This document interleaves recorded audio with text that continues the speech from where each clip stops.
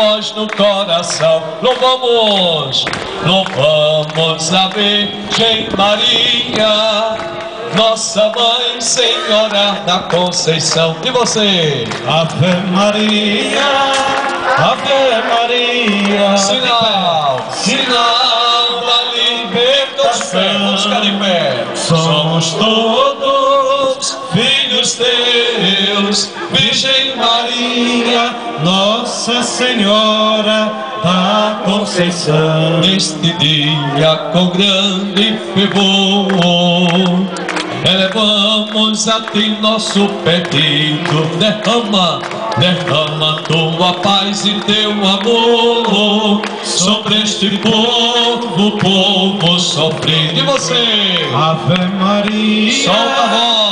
Ave Maria, Sinal, sinal da libertação. somos todos filhos teus, Virgem Maria, Nossa Senhora da Conceição. Neste dia, rogamos pela paz que vem do teu amor maternal. Contigo este povo é capaz de amar e lutar contra o mal. E você? Ave Maria, Ave Maria, Sinal da libertação.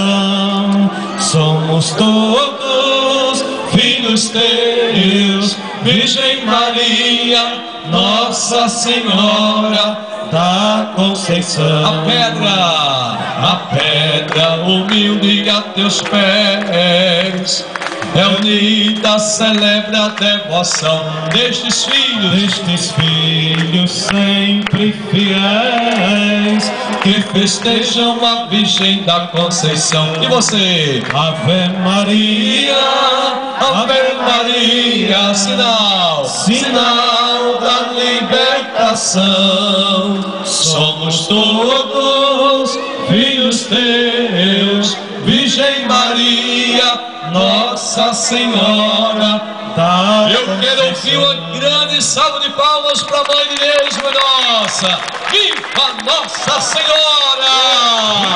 Viva a Padroeira da Pedra! Viva, viva, viva nosso Senhor Jesus Cristo!